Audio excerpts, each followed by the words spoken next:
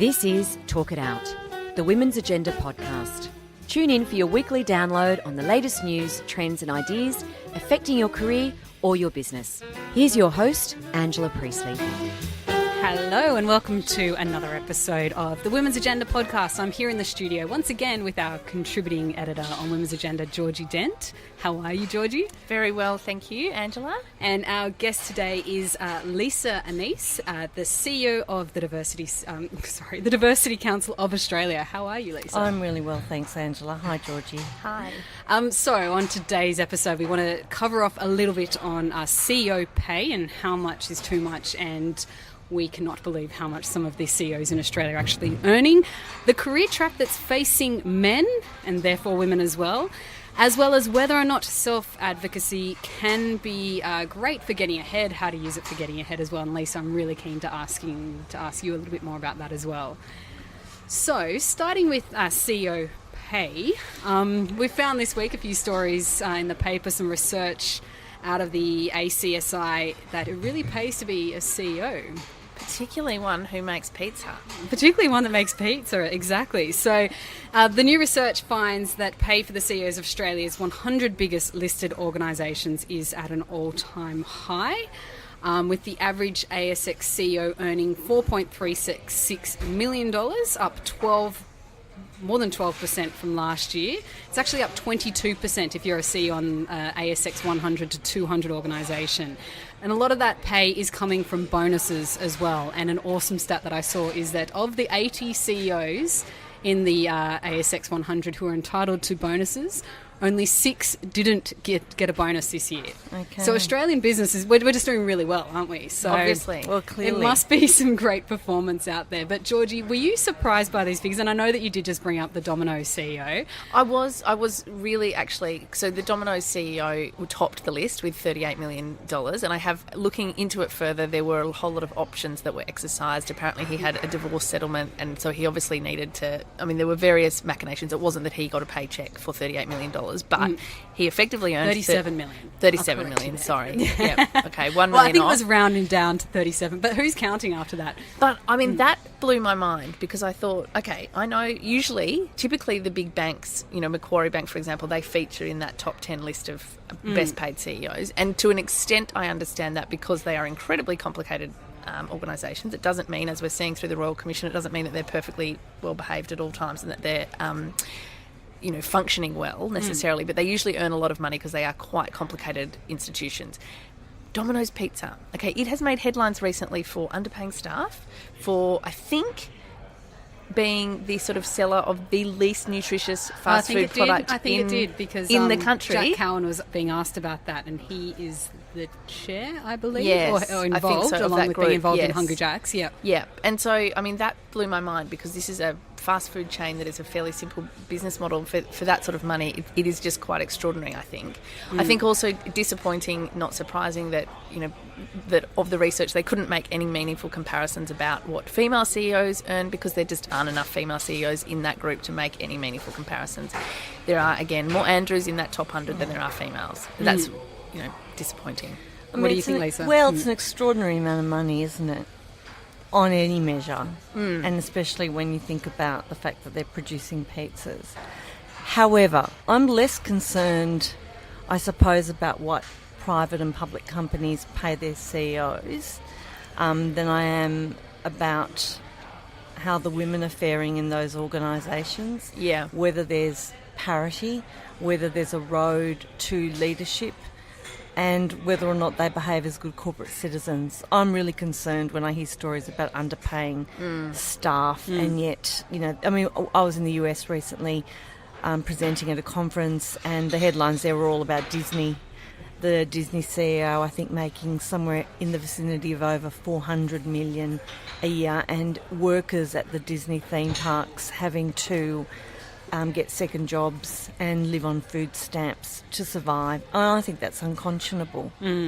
So I don't know how those people reconcile that with themselves, but they do. Yeah, it is, and that is a live issue here with Domino's because they have been in the camp of allegedly underpaying staff.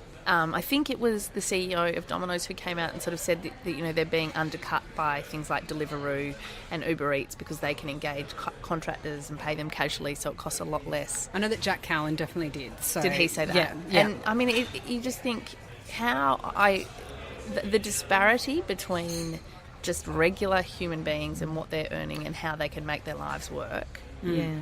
So I think the question then is, what are they doing for their money? What are they delivering, literally or figuratively, for all that dough? Yeah, for all that dough. Exactly. Don't we love a pun? I stole that from the AFR. So oh, okay. Well, there you go. Not original. No, not original. No. But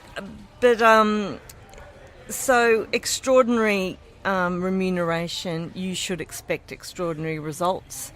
And you should expect extraordinary outcomes. Now, if the boards of those organisations and the shareholders, if they're public companies, are happy paying those CEOs that amount of money, then I'm assuming that they're happy with the performance of that organisation. I would like to see organisations rewarding not just on profit and loss outcomes, but also on outcomes to do with social equity, being good corporate citizens, on their giving, on their way they treat, the cultures that they create within their workplaces.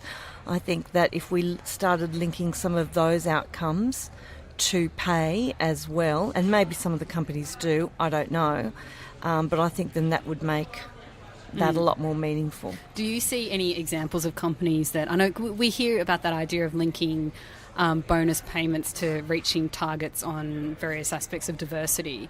Are you seeing any companies doing that well in terms of really driving that, using those bonuses to drive that sort of behaviour and making people take these issues seriously? Look, I have to be honest, I don't know of any I think there's been experimental work in that area done by some organisations, but I don't know any long-term success that's been had by organisations linking bonuses to diversity outcomes, for example. I always think it's good to have targets and goals and to link that to pay, because I think it helps people focus on what it is that they need to achieve. But there are other ways.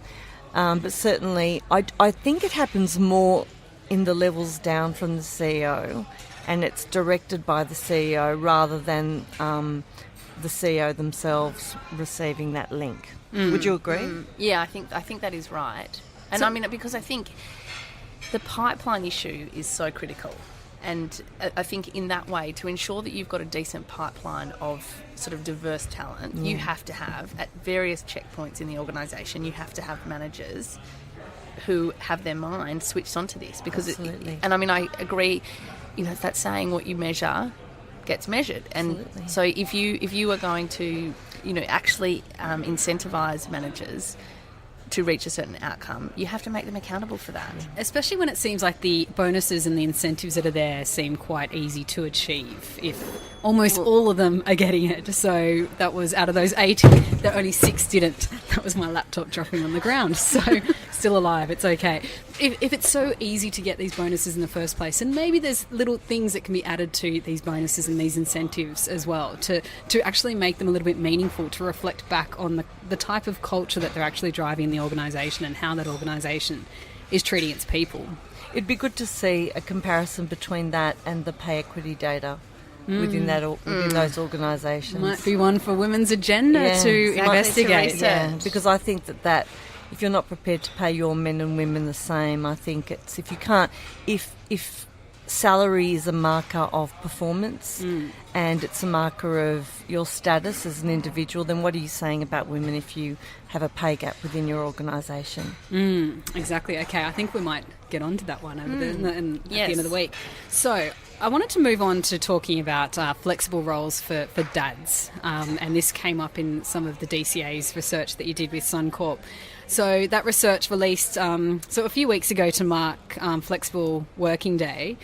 So the Inclusion at Work Index found really some pretty concerning attitudes and career consequences affecting men with caring responsibilities.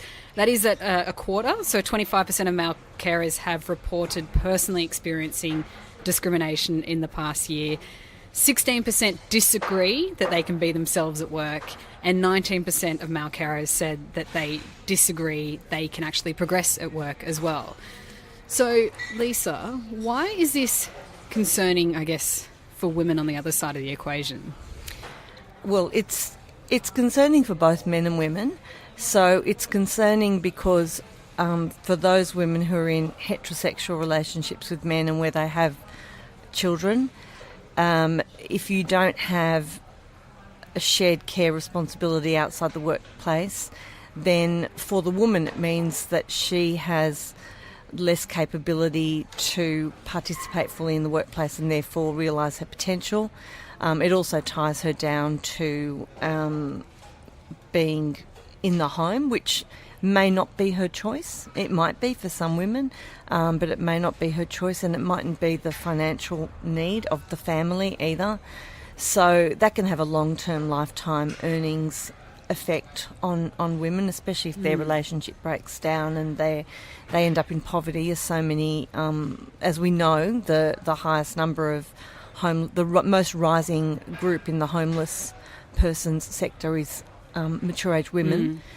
So it has an impact on them in terms of being able to fully participate in their career, but it also has an impact on men, and I think in a big way. And I don't think you can look away from mental health and substance abuse statistics and not think that there's something toxic with the current way, the expectations we have on men in workplaces. And one of the keys that can unlock employees looking after themselves is having flexibility and engaging more with their life outside of work. And if that means being a more active father, then that's a great thing for men. It's also a really good thing for children.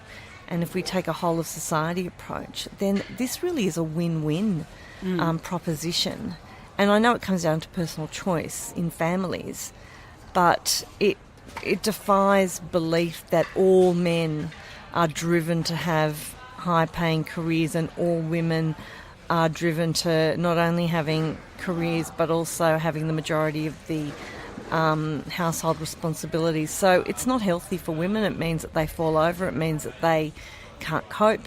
And then it goes on to fulfil the fact that they don't have the capacity to become executives because they've got too much on outside the workplace. And for men, it means they have no balance in their lives, and they miss out. And children miss out in terms of engaging with their dads. So I think it's an important conversation. I wasn't surprised by the outcome of our report. It confirmed everything we already knew about something that we call the gender bind, which is when men behave in ways that are outside the expectations of their gender, of masculinity. So when they are more caring and nurturing, they experience backlash from their own gender, and you hear it in gendered language such as manning up and not being a girl and wearing the pants, who's wearing the pants in the house. And when women behave in roles that are not consistent with expectations of their gender, they also get backlash from both within and outside their own gender as well. And those particular aspects of gender are constructed by society. The idea of who is going to be the nurturer, who's going to be the provider, whether two people can do it, because we know that both men and women are capable of that whole rainbow spectrum of attributes, and it's not limited to one individual or gender. We're not born with these special Everyone, skills. and indeed teaching boys that they're not born with the capacity to nurture and the capacity to be vulnerable is really detrimental to their health and well-being as they get older. And there's a lot of trying to undo that when they turn into grown-up men who can't talk about their feelings and who struggle with their own mental health and might turn to substance abuse or other things that are equally dangerous. It's hard to undo it when you get to that stage. It's much easier to teach boys and girls that it's okay to be a normal person. Do you feel, Lisa, that there's been much of a shift in terms of flexible work as well? Because it seems that there's all roles flex. There's a lot of these major employers have moved to having the open workspaces where you don't necessarily have your own desk. You can kind of come and go a lot more as you please, that you're not necessarily being watched. Do you think that's translating? Is that happening? Have you seen a big shift over the last few years towards more acceptable, flexible work, that it being the norm? It's interesting because I can see a difference between organisations that are motivated to be flexible because of business reasons. So they're trying to reduce their property cost, or they're working in a global marketplace. Yeah. And what I sometimes see there is if you're not in really early, you might be crowded out of getting a good desk. Yeah. And that's not helpful for people working have parents. Their favourites. Yeah, they have their favourites. People want to sit next to the window, and it becomes, Exactly. So it doesn't necessarily deliver the outcome you want.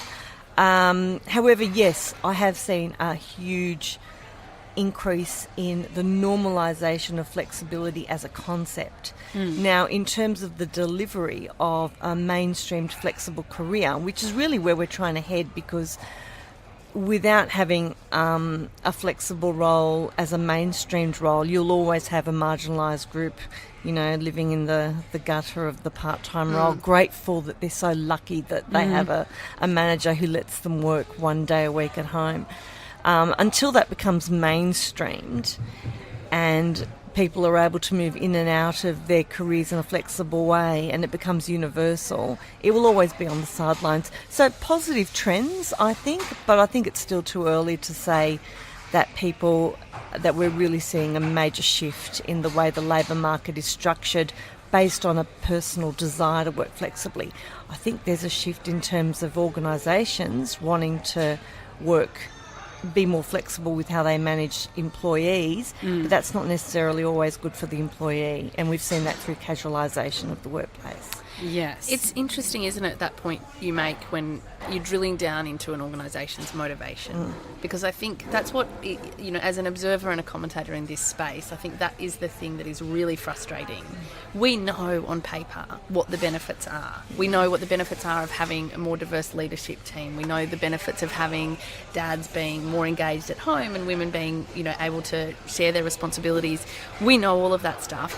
But until an organisation and an employer is willing to let that be their motivating force, we're not going to see the changes. And yet, isn't it funny that when there is a motivating force, like we can save money by having a smaller footprint of real estate, it happens. Things happen quickly when it's a priority. Yeah, and if you're not careful, you can actually create issues for people who are working flexibly, such as what I said. I mean, it is good to see lots of organisations actually have spaces that can't be like desks that you can't sit at until after 10 o'clock in the morning or 9:30 a.m. in the morning, so it takes into consideration that school or childcare drop-off period, but that's still not normal. They're the outliers. This is a commercial break for Work It Out. We'll be back in a moment. But if you're interested in being a sponsor for Work It Out or Women's Agenda, just drop us a line and let us know. That's womensagenda.com.au. I had heard anecdotally that this was an issue, but you can see that it would be as well, because you don't necessarily, we're not all just productive in different spaces each day. You can see that you might want a similar sort of space each time. You might want to have some kind of security in terms of where you work and where you'll end up that day. And it's not necessarily conducive to building relationships at work. No, that's what I was going to say. I feel like the camaraderie, it's been a little while since I've worked, in an office, but one of the things that is fantastic when you do work in an office and you're part of a team is that sort of regular contact that you have with the people around you and developing those sorts of relationships. And I feel like your physical space matters. Yeah, it's Georgie bringing cake. You used to bring in cake all the time, which was great. And so you might not have access to that level of baking depending on where you sit each day. So it's also that clinical relationship with your workspace. If there's nothing that says Georgie on your workspace because there's no photo there of your children, for example, or no squishy stress ball because you've got to pack it all the way at the end of the day, I don't know that we know the impact of that yet. It all feels very clinical. And so it's good. It's like anything. It can be good, it can be bad. It just depends, I think, on the motivation and the other things that are put in place to support genuine flexible work. I should move on, but I wanted to ask one thing on flexible work, which is that, and I had this conversation with Beam Australia, the two co-founders there, who have this job platform advertising flexible jobs and part-time work. And one of the things that came up there was actually to say, to use more terms around part-time work until we can find a better term for that, because flexible work can be a little bit meaningless, because it can imply that you're sort of just available all the time, and maybe you can take the time out when you need it. Whereas part-time work, it says, I'm available on these days. I'm not available on Thursday or Friday or whatever it is.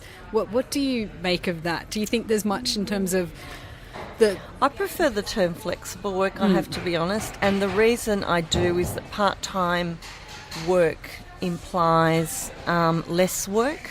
Yeah, it can imply part-time interest, part-time ambition. And also shorter hours, and that's not necessarily what we mean by flexible work. I mean, if I take the organisation I lead as an example, flexible work basically means working at your optimum, within the constraints of your role. We have some member-focused areas that have to be more present, and our research team, which can be less present, for example.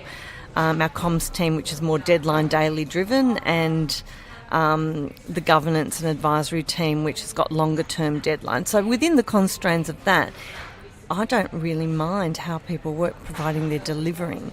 So for some people, and I've noticed this just judging by when the emails are flying, they're really productive late at night. Others are really productive in the morning. Some people want their focused 3 days and they don't want to be bothered on Thursday and Friday, and other people are happy to be more fluid. And it takes a real skill in being able to lead a team. I'm not saying I have those perfect skills, but I think often people are surprised when they find out how many people work at DCA and just how much work we do. And I put that down to playing to people's strengths and everyone working to their strengths and working at their best within, as I said, the constructs of what we need to deliver as an organisation. What an interesting thing to think about in terms of what the like a real management skill for the future. It's about sort of managing people to their optimal times almost, not just to their availability, but knowing that people aren't necessarily going to be able to work their best all at the same time. Well, and what motivated me in this area is the fact that I'm a night owl and not a lark. And the fact that I live in a world that's obsessed with early morning rises going on cycles, and I'm not that way inclined. And if I'm not, well, surely other people aren't either. If I do my best work as the day progresses, I become more and more high performing and functional. What makes me envious of you, because I feel like I'm optimal in the morning, optimal in the morning as the well. Constructs of my life are such that in the morning, it's not, I can't get up at 6 a.m. and be at my desk at 7 working because there's school drop-offs and childcare yet. I found that's been a huge problem with having young kids. It is, but also I find this a problem in that, my husband's work is not particularly flexible at the best of times, but he is in health, and his particular role, they have to be at hospital before 7.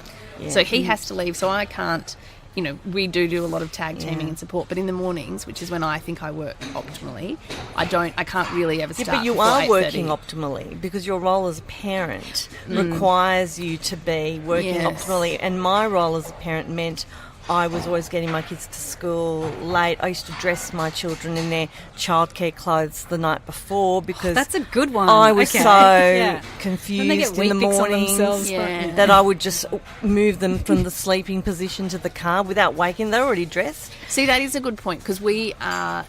It's probably rare that a parent looks at themselves and says, "I'm really nailing this job here," because even when I am ticking the boxes, it's ugly. There's people screaming, there's wheat bix flying, but we're always at school and drop off dressed at the right time, and then I start my work. And your kids have had breakfast. Always. Yeah. I am perplexed though when I get emails late at night from people who obviously for them, because they're really articulate, comprehensive emails, and to me that blows my mind because I'm not capable of that. The problem with that is you've got to set limits, because for me, sleep hygiene is really important, and I live in a world where I have to be functioning by, I am up at 6 in the morning, but so I've got to put limits, because at 10 o'clock I am flying and I could work through the night, but I can't because of the world I live in, and so I have to put in place ways of making myself tired at night. Yeah. I do have you use the term lark, which I think is from a book, is it? From just the lark. Daniel early morning bird. There's the different descriptors, and I definitely have I go into a peak after going into a big trough. I get into a peak in the evening, and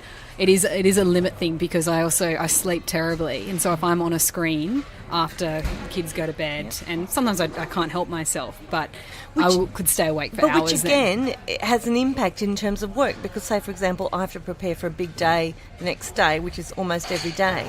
I refuse to do it on a blue screen because of how it will affect my sleep. So I need to have everything printed out. And I know that's not the best way, but if I cannot be looking at I can be looking at reading papers at 10 o'clock at night. If I'm looking at a blue screen, it affects me. So I need it printed in paper form. You could get those glasses. Yeah, but I tried them. Yeah, not I as did effective. try them. You tried them? I did. They got sent to us. Yeah. After we wrote a story about... Maybe I should try them. Sleep high. How But interesting. you actually need to wear them for a few hours before sleep, and That would be weird It at the does gym. feel weird. It Yeah. feels weird. So Yeah. Anyway, we should move on quickly to our final topic, and it was one on self-advocacy, and it came from a story that we published this week on Naz Campanella, who's a newsreader at Triple J, and just has a really awesome story and spoke about really advocating for herself to get into these roles and pushing to do things with the ABC that no one had done previously. So Lisa, I might start with you. Has self-advocacy been a huge part of your career, particularly in getting to the CEO position and where you are today, and obviously earning millions of dollars as a CEO as so well? So much in a not-for-profit organisation. I didn't see DCA on the list. No. I don't think we really saw any women. No, on we the didn't list, see did we? women's agenda So- there either. No, that's true. Look, no, I'm really bad at self-advocacy, and I always have been. And I still don't really do it. I always hope and wish that my work speaks for itself. Of course, I mean, that's a really naive thing to think, because it's not true. You need to be out there advocating, but I'm bad at it, and I've never been comfortable with it, and I've never had a mentor that they've known of. I've had secret mentors. Ah, interesting. Where, okay. yeah, I've and got not- secret mentors yeah. too. I've never thought of it in that way. Secret but yeah. mentors and non-living mentors and fictional mentors. They're the mentors I have. But I've never had one. And I've never sought one. And I don't know that I really want one either, because I'm all about authenticity. But I think I could learn a lot about self-promotion. But I don't know that you can be what you're not. I struggle with this lean-in concept that you need to conform. And I know it's going to take longer, but I'd rather try and change the way things are done so that merit becomes a genuine precursor for talent identification, rather than artificially just pushing my own and relying on people's ability to lean on. If you're not as the marker. natural, because it doesn't just exclude women, it excludes people from different cultural backgrounds, it excludes lots of people. There's very few people who are natural self-promoters, especially if you're high on the introversion rank. And I'm not comfortable with it. So good on Naz, but I wish I could do it, but I can't do it. Who were some of your fictional mentors? Elizabeth Bennet, for Okay. example. Fictional men. A lot of people who are in the science fiction universe yes. Well. and science fantasy world. I don't do business books. I don't read business books. I read science fiction, science fantasy books. It tells you more about good versus evil and the hero's journey than any business book you'll ever read. And I really advocate that in terms of trying to imagine big, especially if you're quite utopian in your vision. So a lot of the people that I really value are very successful characters in leading franchises of major films, for examples. So I love science fiction. I have all of that, and there are people that I've admired from a distance, and I read their work and I get inspiration from that. Fictional mentors, Georgie? Fictional mentors or dead ones. Or dead ones. Do you have any of those, Georgie? I don't actually. Or role models? I mean, fictional role models certainly. I've never sort of thought about mentors in that sort of in that fictional realm. I mean, I love books and I love reading, and you immerse yourself in that world. But I've never sort of connected with someone and kept that in my mind as a mentor. Self advocacy is a tough one. I don't feel naturally. I don't feel good doing things, even just little things that you have to do. I do a bit of speaking work, and they always get you to write a bio of yourself, and they always write back to me and say, oh, this is a little bit flat, could you try and, Americanise it a bit. And it's like, it makes me cringe. You know, I love writing. I can write anything.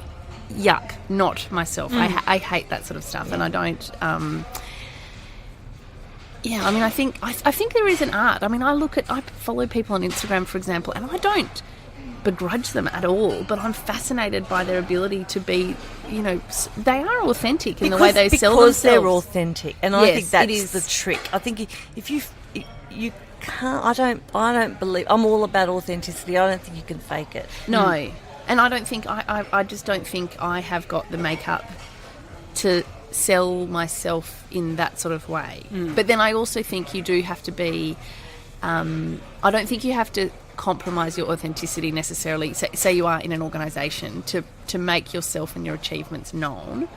I don't think you have to necessarily compromise your authenticity. I think that if you are in an organisation, you have to be confident in your ability, but also be able to, you know, to make that be known. And that doesn't mean setting up, you know, a poster saying, here I am, I'm brilliant. But I think it means having regular communication with the people that are making decisions and making your, you know, making it known what you're doing, not just sort of sitting in the corner working flat out, you know, 24/7 and expecting someone to come and pat you on the shoulder. Yeah, big part. But I think there is definitely. there is sort of a balance there.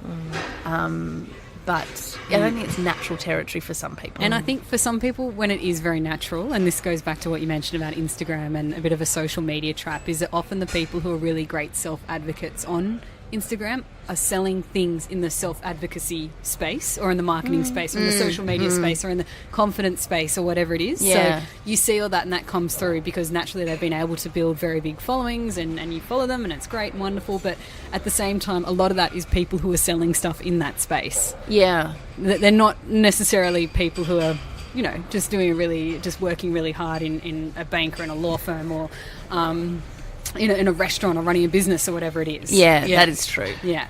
So that's our 3 topics, but we wanted to end on a recommendation. So I don't know if I'm springing this one on you, Lisa. No, I saw this. So a book or a podcast or something that you're watching. You might have a science fiction book for us. Well, actually, a trilogy, maybe. No. I look. Everyone's into The Handmaid's Tale, and of course I just binge watched the last, and I've been reading Margaret Atwood books for a long time.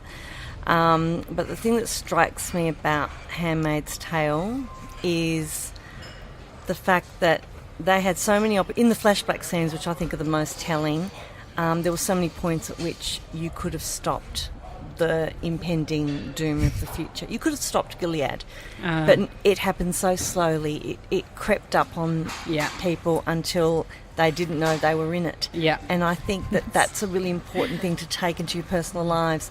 There was a wonderful movie many, many years ago called Broadcast News. I don't know if you've ever seen it. There was a line in there by Albert Brooks who said, what do you think the devil's going to look like if he comes to Earth? He's not going to be, red with fire. He's going to be attractive. He'll be nice and helpful. He'll get a job where he can influence a God-fearing nation, and he will bit by little bit lower our standards where they're important.